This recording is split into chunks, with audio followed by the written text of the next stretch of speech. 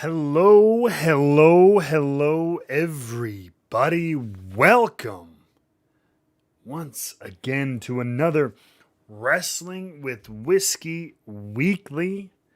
Oh my goodness gracious. For the first time in a couple of weeks, actually, that I am here once again on my own, solo Wrestling with Whiskey. No guests tonight. Tonight we're gonna get up to some other shenanigans. Which I think, yes, will, as Robert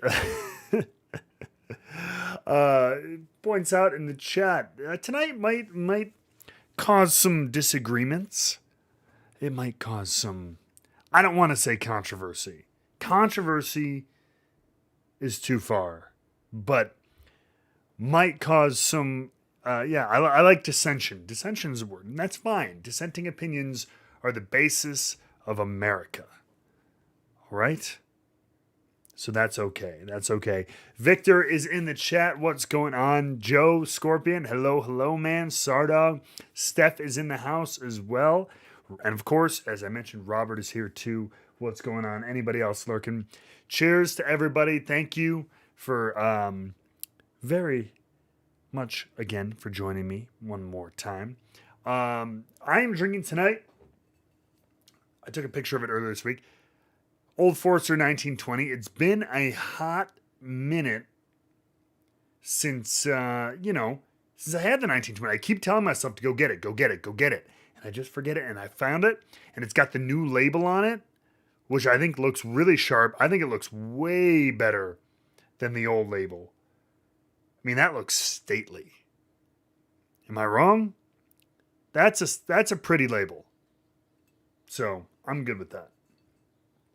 I like it a lot better than the old one. For sure. Scorpion, how did the cheese memory go? Oh. What are you referring to? I feel like I know what you're talking about on the tip of my tongue, but I can't think of it. Balancing with a little bit of H2O as well, ladies and gentlemen. That's always important. Yes, it is a good bottle. It is. And the label, I think it looks cleaned up. It looks stately. It looks nice. I think it looks a little bit better than it used to.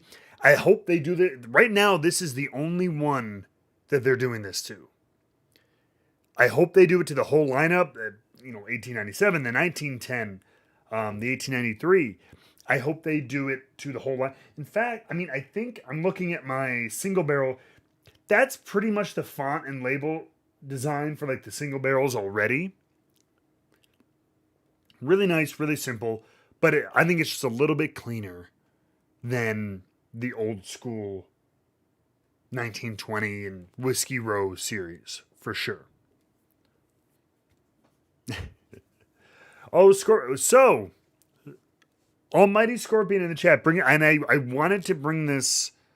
I wanted to bring this up today, even though many of you are kind of unrelated to like the Twitch stream I do and everything like that. Some of you are. Scorpion is one of them, but many of you are you're just kind of here for this. So I did want to show you. My palate might be a little bit off today. Okay, I will say that.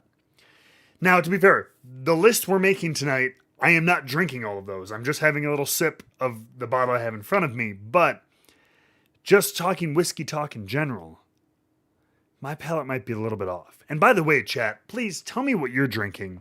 I saw Scorpion just had some Nokia. Did you mean Nika?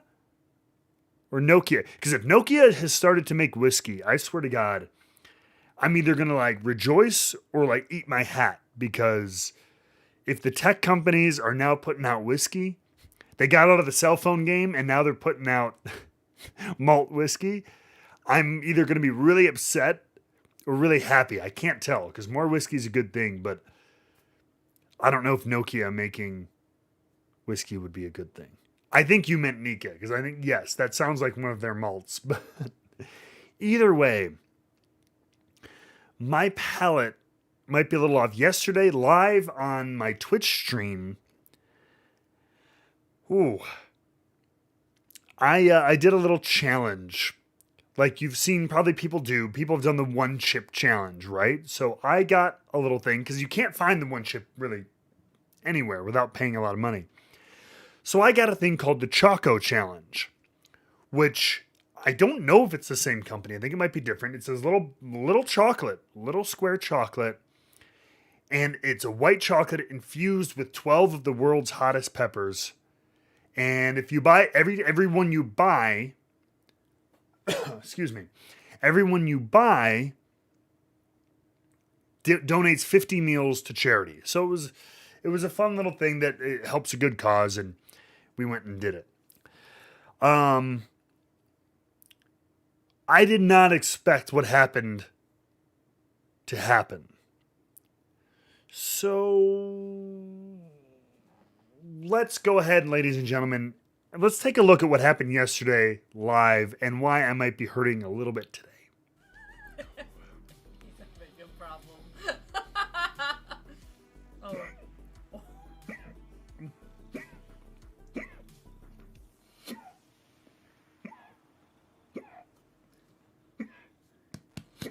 He's having the hiccups right now.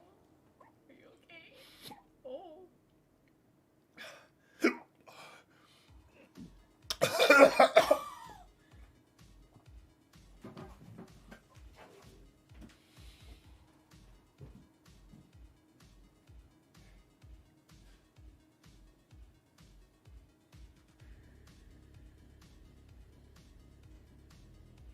Hold on, I'm trying to hear.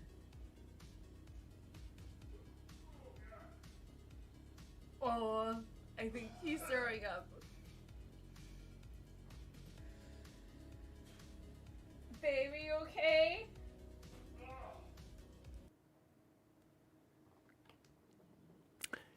Yeah. So that's what happened to me yesterday. Yeah. So it turned out okay. Relatively speaking, it turned out okay. It was so hot. I was able to survive. There's going to be a full video on my other YouTube channel if you really want to check that out. But man, it was really bad. I just kept salivating. My eyes were watering. I was coughing. It was just this constant burn. I had to drink like 2 big glasses of milk just to calm it down. Even then, it stayed with me. Anyway, all this to say, my palate's a little fried today. I'm okay, but it's a little fried. I will say, I said this in my Discord earlier, to those who are weird enough to want to know, let's just say the digestive side of things, I'm okay today. I have a strong stomach. I'm doing all right. I'm doing a little bit of all right. Don't you worry. All right? And I already did a round of Bean Boozled, which was tasting disgusting jelly beans. So, yeah. All that said, I'm a little fried. But it helped a good cause. I would probably be willing to do it again in a more widely open charity situation. I don't know if I'd just do it again for fun, but for like a charity situation for sure. So, otherwise, all in all, I'm doing pretty okay, folks. I appreciate those who sent messages, who saw that yesterday. So thank you very, very much. So cheers, chat. Again, tell me what you're drinking. I'm always curious to know what you guys are drinking in the chat. But before we head into today's main event, always a shill. If you're not a member, check out the Barrel Club, the Patreon. Now I'm also doing the Straight Shooting podcast, which if you haven't watched, is me interviewing my wrestler friends, sending them some whiskey, having them try it, and most of them not big whiskey fans, but they try it anyway. God bless them. And now you'll get early access to that. You'll get you get exclusive chance to ask these guys questions, whether it's about wrestling, whiskey, life, some of their hobbies. Like I just talked to Brian Myers. And so a lot of people asking questions about figure collecting, things like that. So if you join our second tier, You get to be on the episode of this show, should you want to be here. So Steph, Jason, Eric, Jay, Jason, Kyle, Dustin, Aaron, Betsy, Tim, Mark, Joe, Travis, and Kyle, thank you so much for your support. But today, we got to get down to business. Got to get down to a little bit of business. And that's our whiskey tier list. Tier list. Here. So, of course, this is not every bourbon, every whiskey ever. I kind of went back to my March Madness bracket that I did with Greg Hamilton last year.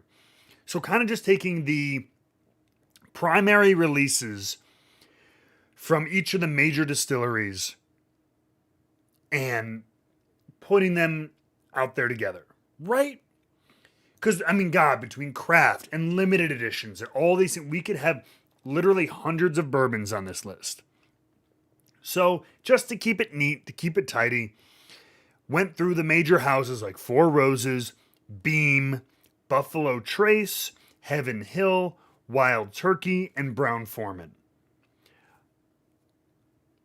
We can always do this again with a longer list, but trust me, when I did 36 options on a WrestleMania tier list, and it took like 90 minutes, or if not more. So I didn't want to totally belabor it like that. So I figured I'd stick with some of the core options in the major distillery lineups to see what was what. These are all pretty mixed up too, so I don't have to rearrange these. So without further ado, let's dive in to the whiskey tier list. Some of these pictures are terrible. I couldn't edit how they center on the picture, so you can't see absolutely every one of them perfectly, but I think you get the idea. Dresden, I'll call you whatever I want. It's my stream. Your name is your name. Your government name is your government name. I got to give it to you. So we're going to start off. Now, for those, if this is your first tier list, because this is why I wanted to do it. These are very popular amongst gaming channels. These are very popular amongst like YouTubers, and whether it's ranking like, again, games or movies or shows or comic books.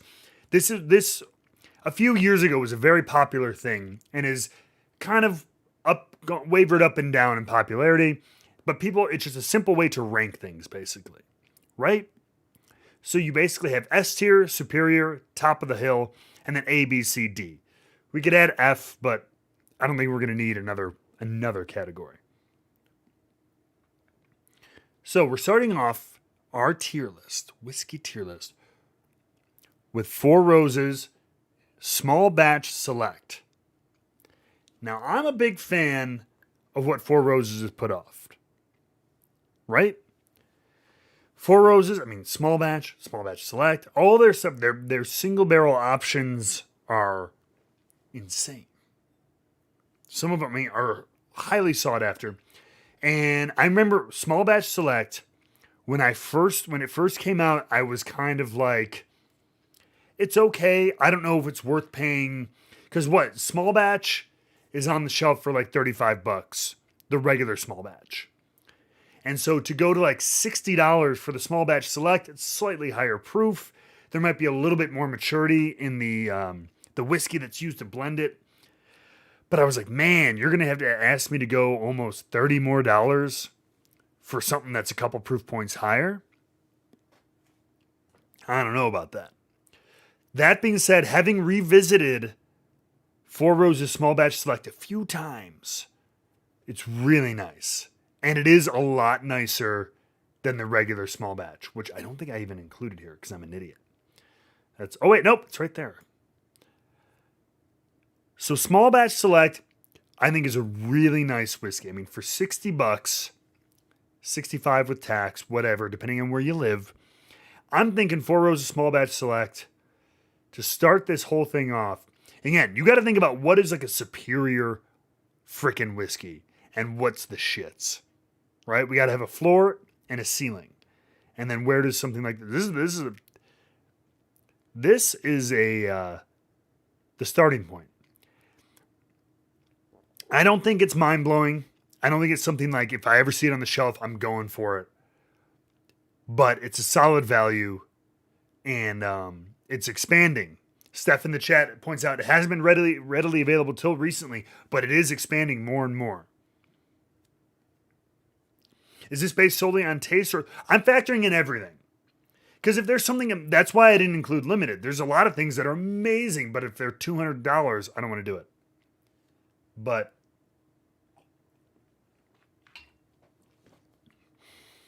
small match luck. Let's start off with some fire. This is an A tier. I think it's an A tier whiskey. In the whiskey market, where really good stuff, you know what, to be fair, really like mediocre stuff is going for $70, $80, $100 for some things that end up being kind of meh. For a really solid whiskey in that $60 category, I think it belongs in the A tier. Now, that being said, moving along, let's actually, you know what, I'm gonna mess these up a little bit because we do have a little bit of. I just don't want to keep doing the same distillery all in a row. I want to get a little bit of variety in here. You haven't tried it yet, but you've been eyeing it, Joe. If you have it, if you haven't had it, and you have like the funds available, if you can spend $60 on a bottle, it's worth a try. Especially if you are a fan of Four Roses. So this, again, the picture gets cut off a little bit, but you can tell this is Buffalo Trace. Regular, standard Buffalo Trace. This one's tough because on paper, this is an incredible deal. Buffalo Trace, standard Buffalo Trace, even non-store pick Buffalo Trace is, you know, a blend of like anywhere from like 6 to 10 years, a lot of 8-year and stuff in there. 90-something proof, quality everyday sipper for $30 when it's on the shelf. There's my caveat. When it's on the shelf, $30 in almost anywhere. Now there are people who jack it up, but I'd say any major market where it shows up at the liquor store or the grocery store. I know when it shows up at Jewel here in Chicago, it's $29.99. It's a really good value. I do have to dock points for its availability though. This would almost be, based on value alone of what it should be, it should almost be S tier. Just a $30, 6 to 10 year blend, quality, like not crazy high in proof, but a nice solid proof, incredible, really good tasting whiskey. But it's not available enough. Even here in Chicago, we don't get it enough.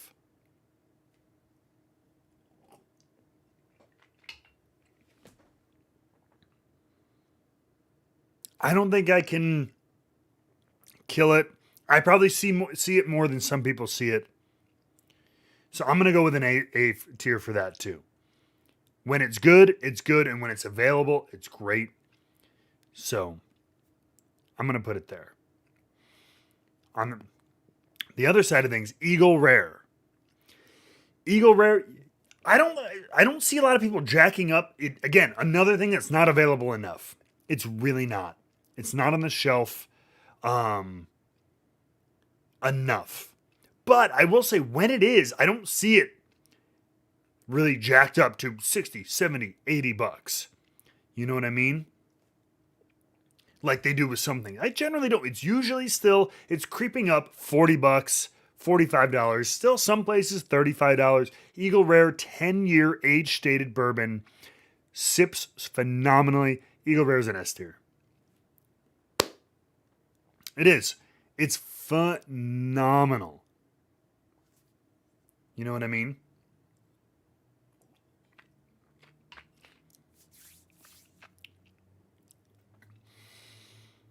This next one should be no surprise to anyone, right? Knob Creek 12-year.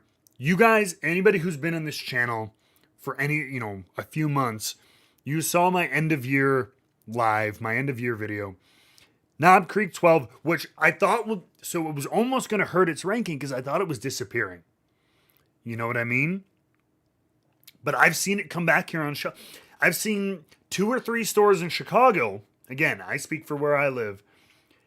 where it was gone, but now there are shelves of it. Like there are at least full stacks, full rows of it on shelves. Not everywhere, but it is coming back.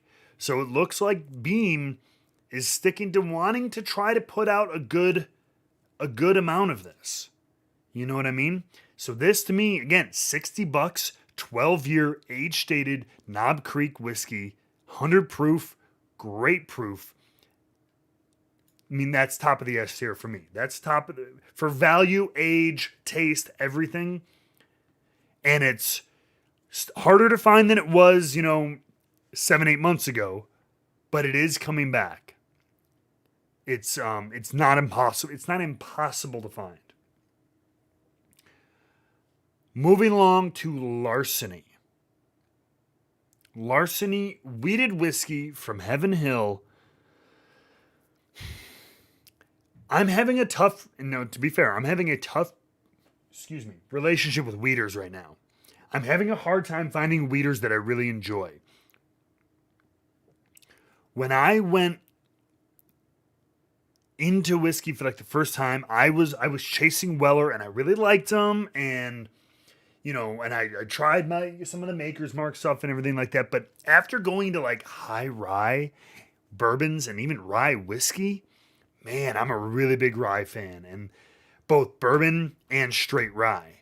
So wheaters have been running kind of like bitter and hot to me in general. The good ones are very good, but I'm talking like your William LaRue Wellers, your higher end wheated bourbons. So I have a tough relationship with wheaters right now. Larceny is an incredible value. I will say that. 20 something, usually less than $30 for sure, usually 20 something dollars, which would make sense. But nothing, I never, ever want to pick it up when I see it on a shelf. I will say that. I don't want to turn away. I would never like turn anybody else away from it. And I would, if you're looking to try a wheater for the first time, I would recommend it based on price and value. But for me, it's never something I'm reaching for. I'll go for a Maker's or something over this for sure. And so while it's not terrible, I'm going to put it at a C. It's there. It's not without value. Intro wheater. But there are other things I'd suggest to you before that, for sure.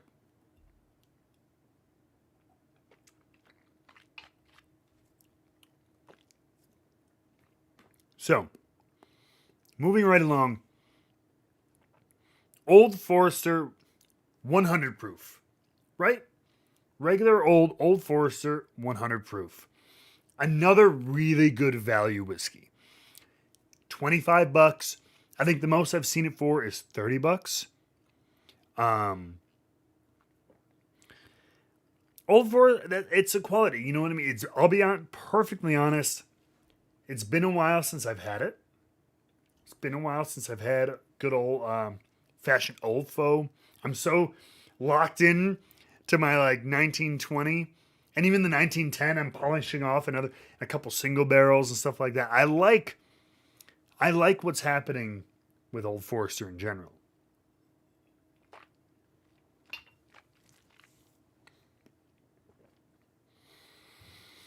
But that being said, there's a lot of quality stuff on this list. Old Forester, 100 proof, 20-something bucks for 100 proof whiskey is good. I still think there are other things, within $10 of it that I would leap over to get it. So I'm gonna put this at C as well. I'm gonna put high C. Yeah, for sure. Another Old Forester product, though. I believe, I'm going to zoom this in one more time. There we go. You guys won't be able to see the very end of this here, but you'll be able to see it when it's on the list. So this is the 1910. Old Forester 1910. So this is one of the newer additions to the Old Forester Whiskey Row series, right? Old Fo 1910, I think is really nice. It originally flew off the shelves because people were excited about it, but it has come back. Old Fo has been great.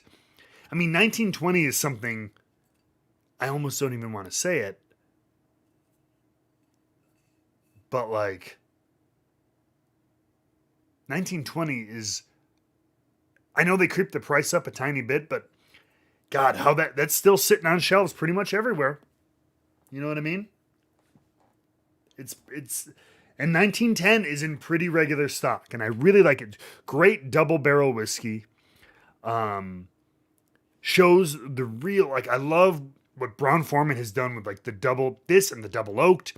The idea of an extra charred barrel, no wine finish, no nothing, can just add such fruity, dark, rich sweetness. You know what I mean?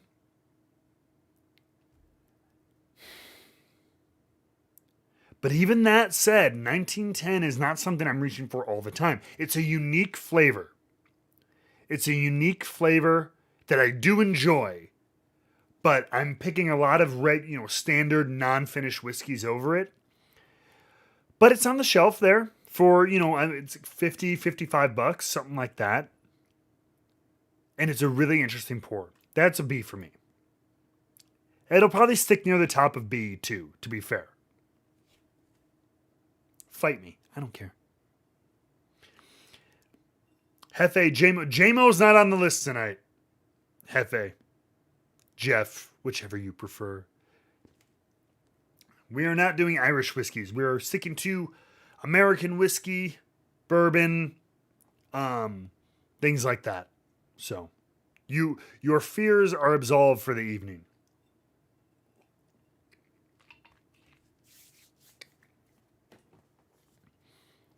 Russell's Reserve 10-year. To me, every passing year,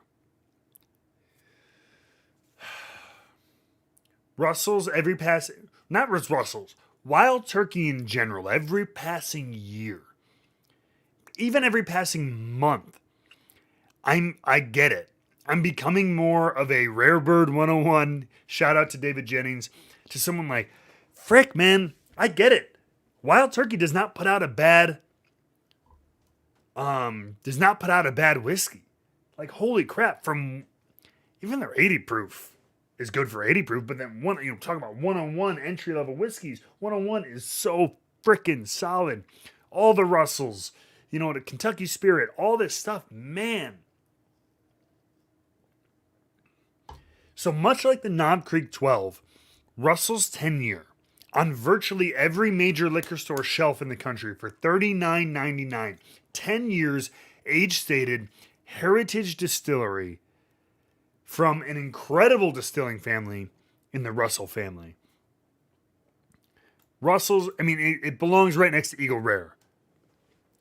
It's that same kind of pedigree of Eagle Rare, 10-year, age-stated whiskey. For when its MSRP is about $40, which both of these are. But Russell's, unlike Eagle Rare, so I'm going to move it up. Unlike Eagle Rare, is on almost every shelf in America. Are you freaking kidding me? There's a part of me that almost wants to move it to the tip top. I don't want to say too much more because Russell's 10-year, I think, is one of those hidden, not even hidden gems. Like I said, it's on every shelf, but I feel like I gotta run out to Binny's and clear the shelves. Binny's and Jewel Osco, the grocery store, clear the shelves of Russell's 10-year because people are gonna find this. Newbies to the whiskey hobby are gonna find this and be like, "Whoa, 10-year bourbon. I'm gonna collect it. I'm gonna hoard it, and then I'm gonna flip it in 6 months or something like that." I don't know. The more and more I always come back to, I'm like, it's crazy. When I'm at Jewel Osco buying eggs, and I can see a shelf full of Russell's 10-year for $39.99. when there's, and I know they're craft, but when there's companies putting out 3-year bourbon for $60, it's insane. S tier all the way. Elijah Craig, small batch. Elijah Craig,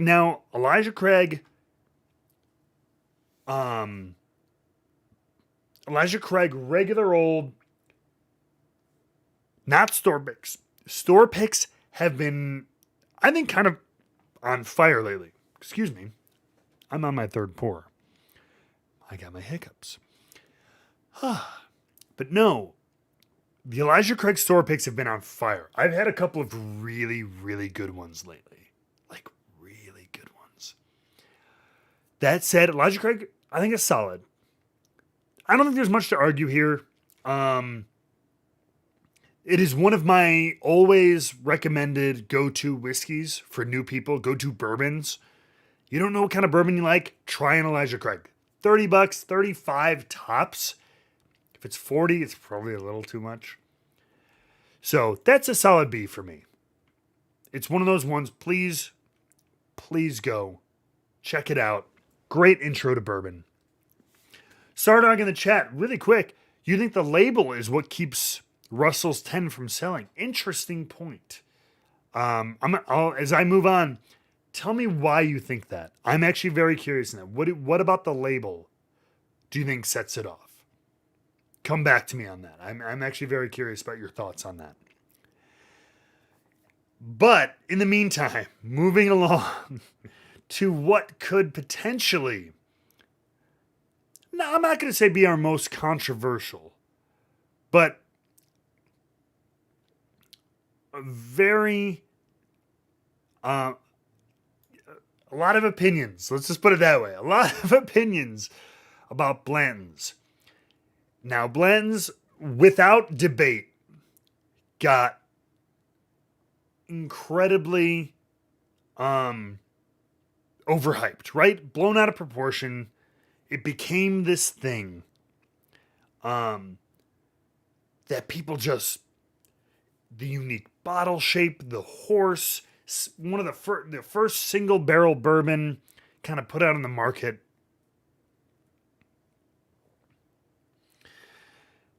But anyone who's had a non-picked, they're all single barrels, so the variety is huge. You could pick up one off the store that go and it's amazing, or it can be so-so. I will say this. I've had 2 store picks of Blanton's.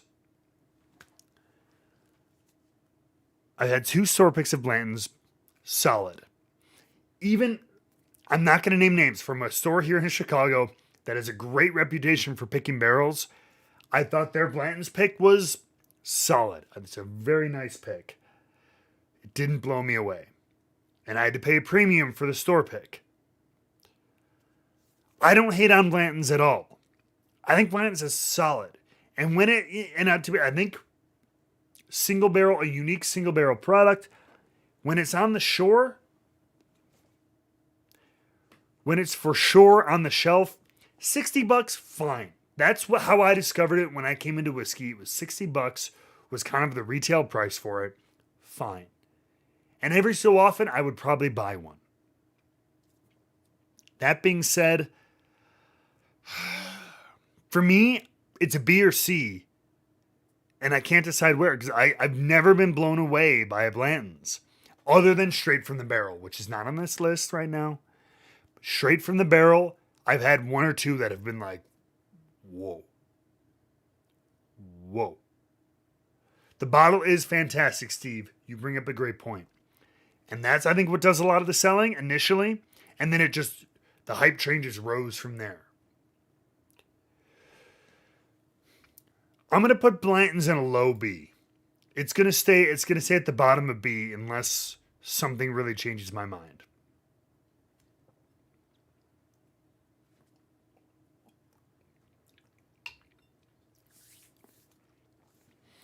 So, Sardog, you think the white label on Russell's is just a little bland. I agree, but it's got to be different than the red single barrel label. So I get them going to something white. It's the opposite, right? This is red with white writing. This is white with red writing. It's literally the same label, only it adds the 10-year age statement. So I do agree with you. It is very simple, very plain. But like I said before, I'm almost okay with it. Don't get a cooler bottle, please. Please, Wild Turkey. Don't get a cooler bottle for Russell's 10. Just leave it. Let people think it's some dusty piece of crap on the shelf. I will take all of it. I will take all of it. Coming up on the next one, though, Stag Junior. Here's where I'm going to ruffle a lot of feathers. I haven't had a ton of these. I've had 5 or 6 Stag Juniors. And much like Blanton's, I have yet to be blown away.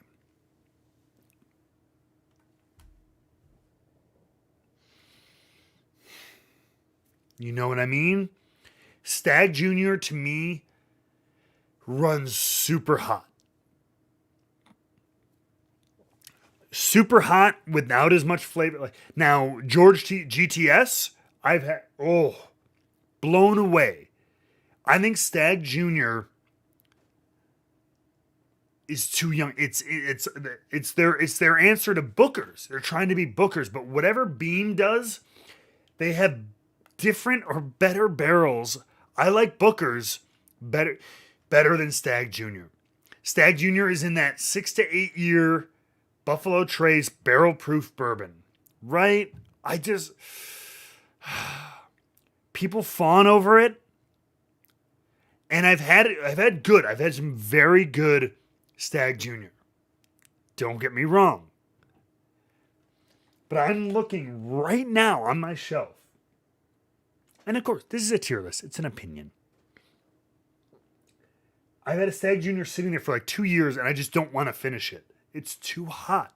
The flavor's fine, but not enough to compete with the heat. And I've yet to have one. I had the infamous Batch 12 that everybody raved about. What was it, last year? Stag Junior, Batch 12, like Whiskey of the Year or whatever the hell it was. It was good. That was probably one of the best Stag Juniors I've had. But it's still kind of, it was hot, a little bit much. I'm going to put Stag Junior middle of the B here for me. I would go to it above things like this, but like, man, I can't, especially if the price is jacked up. If it's on the shelf for what it should be, that $50-$60, I'd consider dipping into it again. But if it keeps going up and up and up, $80, $70, $80, $90, absolutely not. I would never touch it on a shelf. That's me.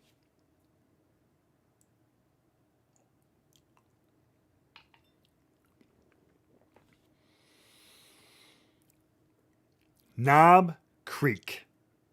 Regular old Knob Creek 100 proof. Obviously, a bourbon that is available pretty much everywhere. This is their standard release. I actually have a lot of respect for Knob Creek and Beam putting out, I know this is their small batch line. It's not the regular Jim Beam line. Putting it out at 100 proof. When other companies with specialty brands, that aren't their regular brand, they usually go 90-something, 80-something still for their flagship release, and then special editions are 100 or 110 or whatever. Anybody who puts out a whiskey, I think at 100 proof, I think, to me, as weird as it sounds, you're getting less bottles out of your barrels and stuff like that. I have a respect for that, for especially something that's like a super widely available flagship product. I think it's a solid pick. It's not blowing any minds. I got so many other bottles, even at 100 proof, that I would probably go over it. So this is probably B2. This is like with the Elijah Craig, right? This is another one I'd say after you've had Elijah Craig, I'm going to actually put it above it. Try some Knob Creek. Move up in proof a little bit. I think it's a little bit more robust. Things like that.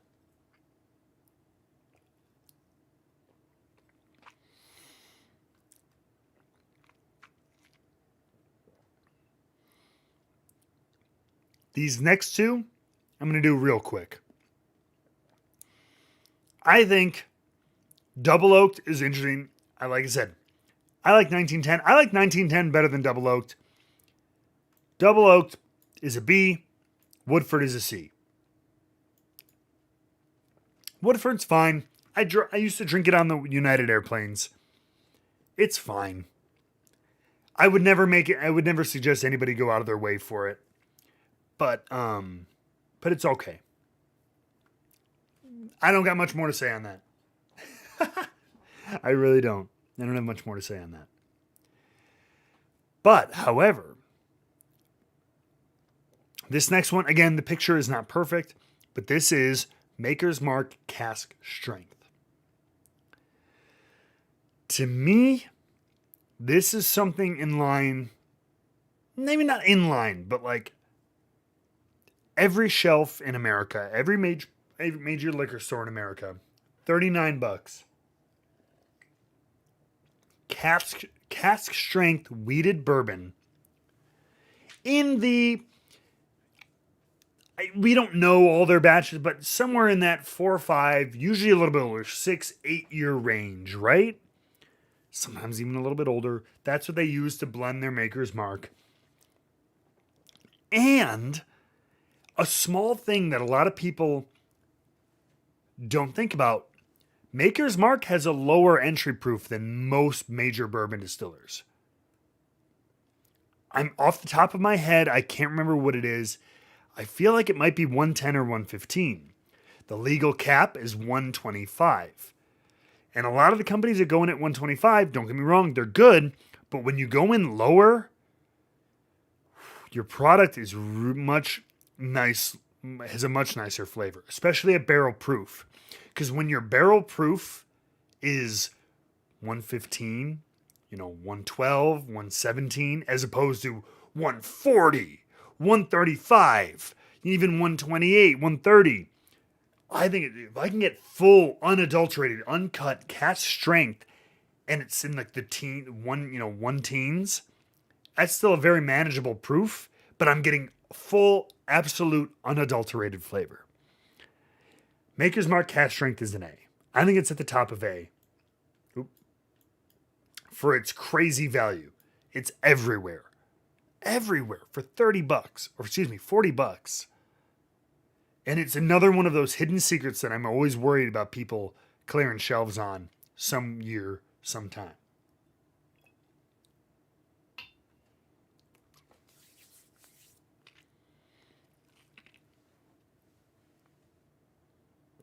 Now, Maker's Mark 101. What? Maker's Mark 101 is solid too. But Wild Turkey 101, another one of those. It's hard. I mean, $25, 101 proof whiskey, 6 to 8 year blend. Wild Turkey Heritage Distillery. It's an A. I'll put it below small batch. Wild Turkey 101. One of my most recommended whiskeys to anyone getting into the hobby. Victor, I might move it. I'm going to wait till I get to the end here. Once I get to the end, I reserve the right to rearrange based on chat influence and or just second thoughts. I was on the edge of doing that because the impeccable value you get for Wild Turkey 101 is pretty hard to beat. I'm going to leave it an A for now, but I reserve the right to come back and change my mind at the end. But for now, Four Roses Single Barrel. Now, Four Roses Single Barrel, at the end of the day, last year, I think, again, it's single barrel, so there's always some variation. Last year, when me and Greg did our our March Madness, Four Roses Single Barrel won the Four Roses category amongst Four Roses Yellow Label, Four Roses Small Batch, Four Roses Small Batch Select, and Four Roses Single Barrel. Single Barrel won. Now I picked that one up at the store. I got it at the store. Maybe it was a good barrel. This is the, inherent difficulty in single barrel products. That said, 100 proof. This is the standard 100. This is not the store pick. This is not cash strength. I need to say that out loud.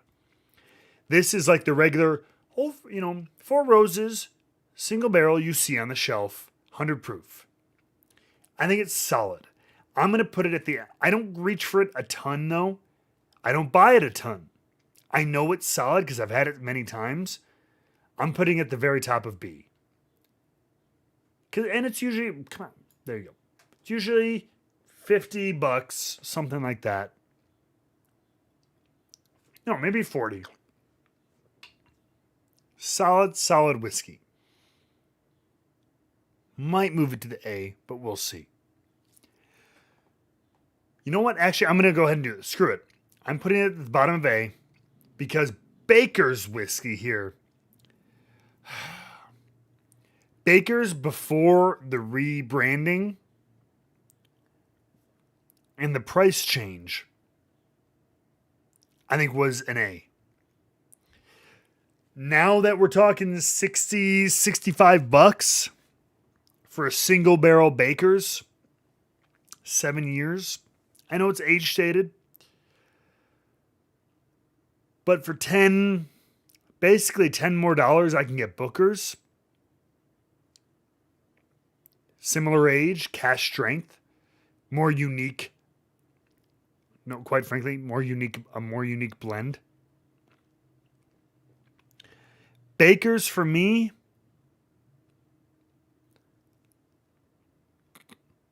is like a lower B. I'm not grabbing that bottle a lot.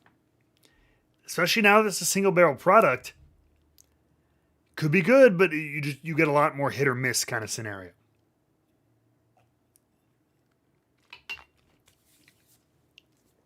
Eric, brother, take care, man. Have fun with the kids. Knob Creek Single Barrel. Now, we just picked a Knob Creek Single Barrel for the Wrestling with Whiskey Single Barrel Club, right? They have creeped the price up a little bit, right? They've increased the price up a little bit for single barrels. They're now, instead of being like $39.99, they're like $49.99. But still, one thing I do love is that between regular single barrel, like on the shelf, like at the grocery store or at the liquor store, I've never seen too much price difference between a store pick and the regular single barrel. They're usually around $50 now, right? Which I think is cool. Sometime stores might be like 55, something like that. But they're usually pretty damn close. Unlike other store picks. To me, these single barrels are still a solid A. Still a solid A for the Knob Creek Single Barrel.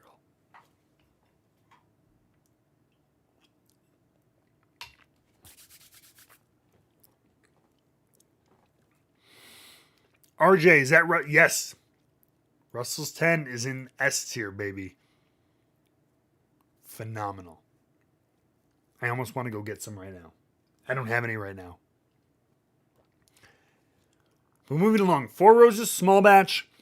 To me, it's like Elijah Craig. It's like Knob Creek. It's one of my favorite bourbons to suggest for intro people. I don't grab it a ton on my own now. I've got a lot of other options. But I think I'm going to put it right in between Knob and Elijah Craig. One of the best intro blended bourbons kind of thing. Like, you get a taste for the recipes, for the Four Roses style, how they batch things. I really, really like it.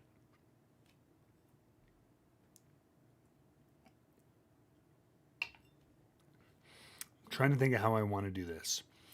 Booker's Bourbon.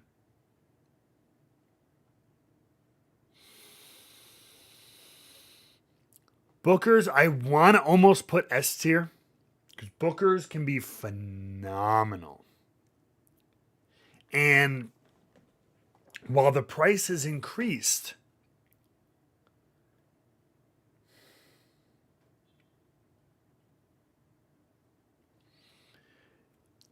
I don't know. So here, what is Booker's in Chicago? I mean, Steph, you might be able to help me out, and some of the other people in Chicago. I think is it 80? Is MSRP 80, $79.99? Or is it still $69.99? For $70, I think Booker's is a good deal. $80, it's hard to pull that trigger. They have really nice blends. Barrel proof. 6-7 years, something like that.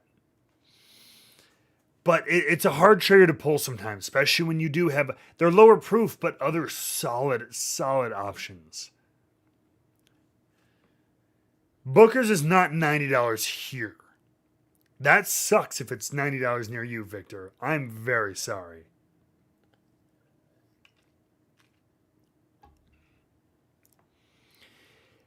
But I still think it is about $80 here in Chicago, which hurts it a little bit. 80 for sure. Oh, that's right.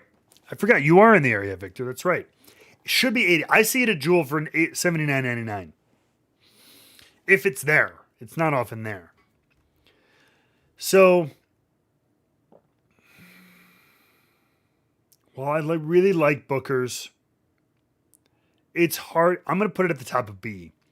It's not a great value, but it's a great whiskey.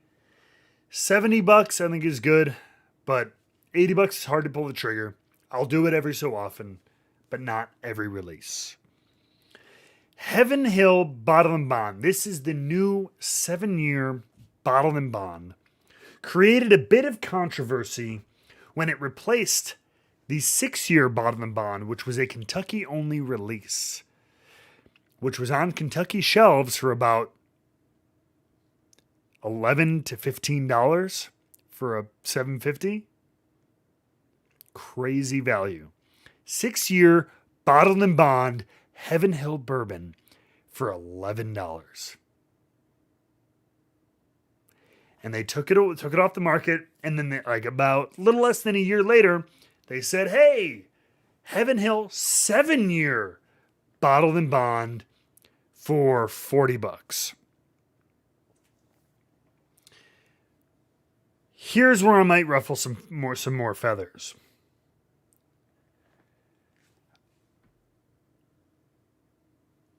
Does it suck that they took a product?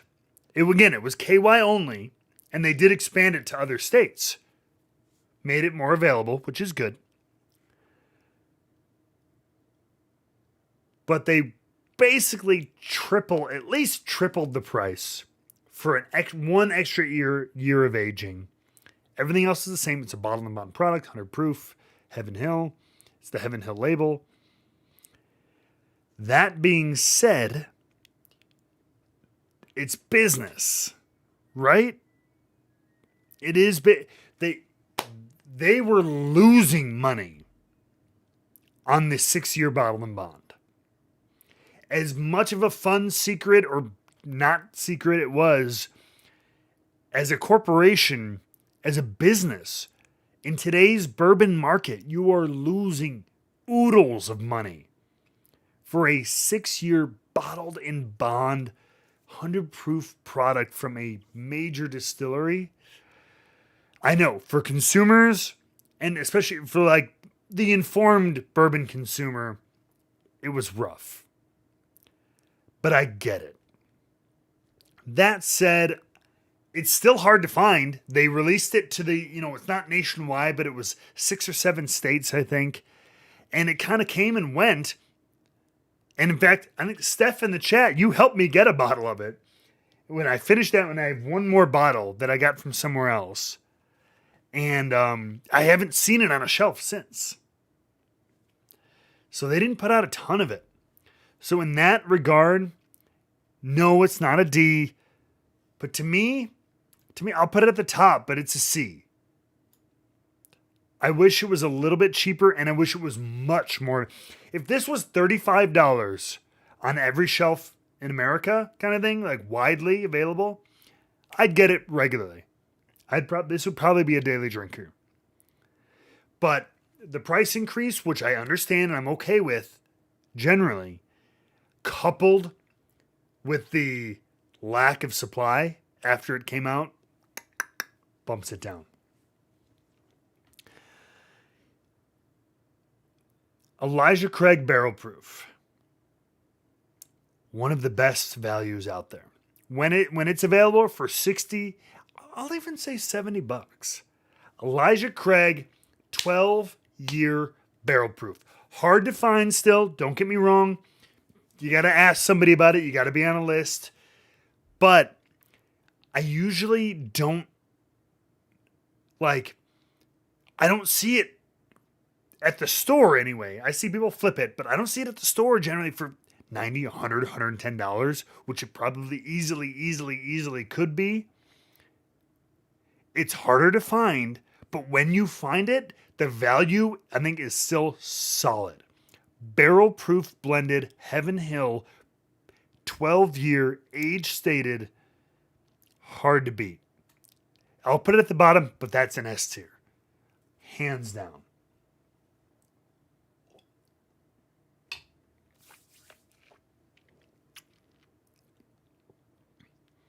Maker's Mark.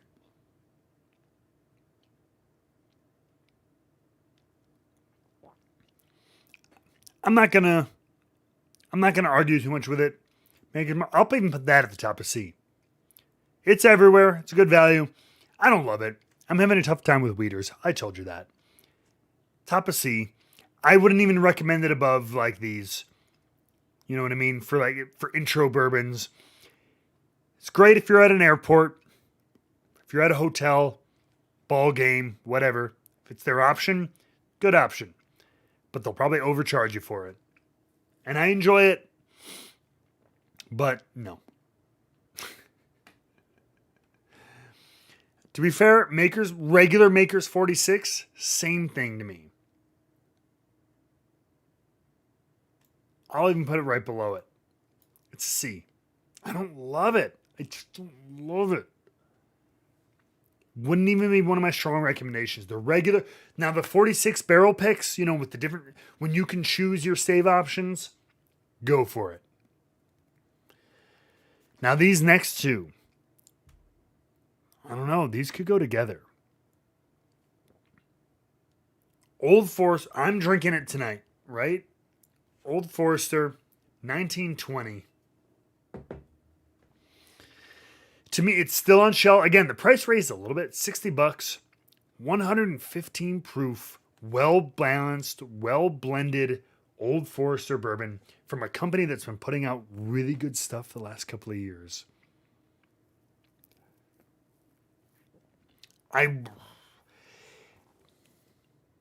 It's not it's so freaking good though. It is, to me, tip top of A. Tip top of A.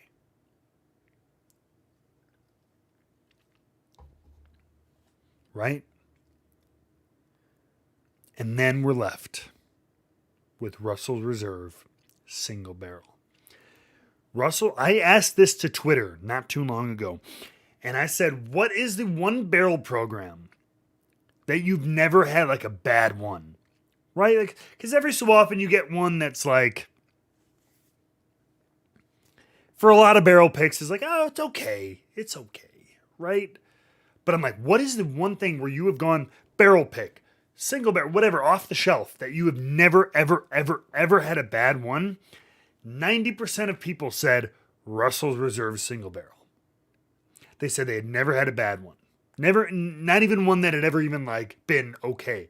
They've all been either good to phenomenal. And most stores are putting them on their shelves. They're putting them out for, with every single bourbon. They're creeping up a little bit, but they're still in that $60, $70 range for the most part. Age, I don't want to say it's irrelevant, but it's 9, 10 years for a lot of them, 12 some of them, 8 some of them.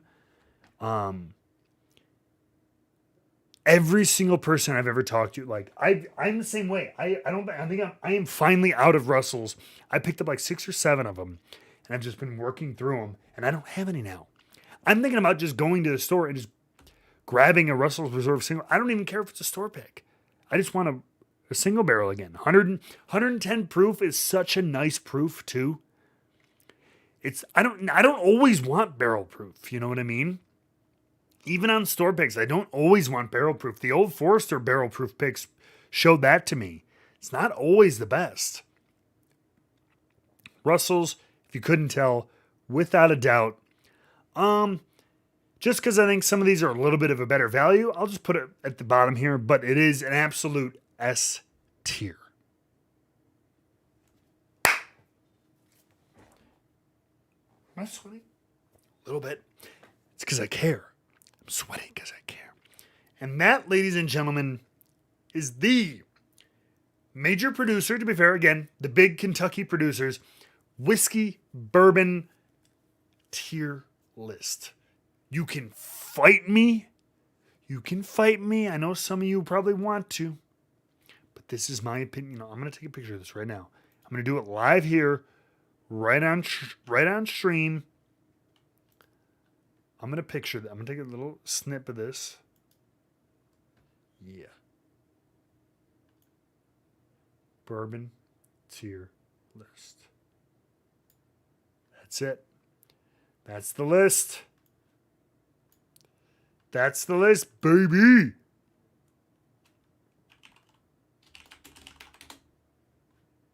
And I'm proud of my choices. Yeah, so that's a good point, Steph. You know, actually, to be fair, we do need a floor on this, right? And I kind of go back to, I believe, was it Robert? Robert, was that you? Out of all the, so looking at the bottom, looking at C, again, out of all of these, if you're like, hey, if you had to get rid of one of them, what would it be? It would probably be Larceny. Some of the Larceny barrel proofs I know are good. And I know barrel picks of Larceny can be solid too, but I would take all of these over it.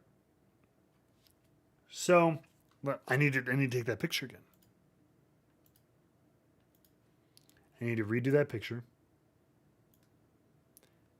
Caused a lot of strife in the whiskey world when I post this. People are going to get really mad at me. But you know what? I'm here to take the mother frickin' heat.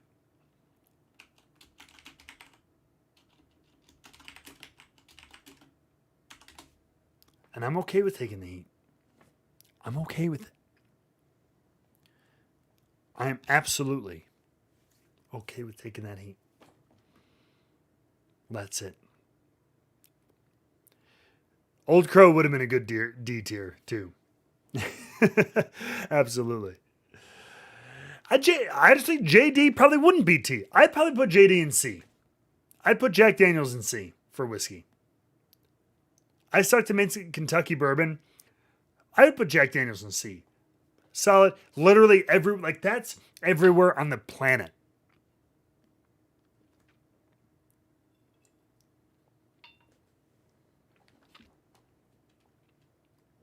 That's it. But anyway, ladies and gentlemen, thank you for spending another week with me. We will be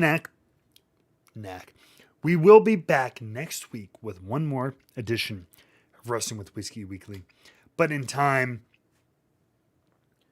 in between them, check out the Barrel Club, check out the Patreon, your chance to ask questions for Straight Shooting, our new podcast, interviewing wrestlers and giving them whiskey.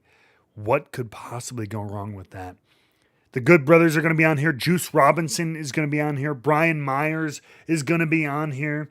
And Eric Young is going to be on here. And many, many more. So if you are into the wrestling thing or just want to see new people try whiskey for the first time as I talk to them, check it out. You get a chance to ask them some questions. And there are some of those patrons, including Kyle, aka Dresden Nova, is one of our outstanding members. But that's it for tonight, guys. Thank you seriously so much. Check out Wrestling with Whiskey on Instagram, Patreon, on YouTube, which you're already here, Twitter, the usual stuff.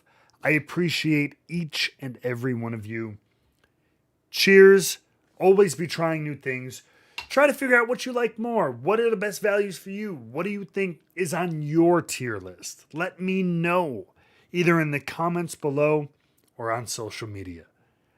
I appreciate you guys, and always, always, always be wrestling with whiskey.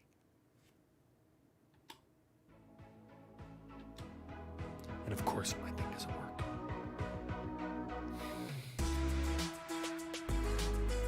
Wait.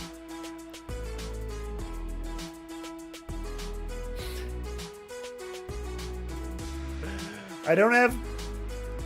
Where's my... I normally have a thanks for watching. Okay. For some reason, it's not working. Live entertainment, ladies and gentlemen. All right, I think I got it. Take care.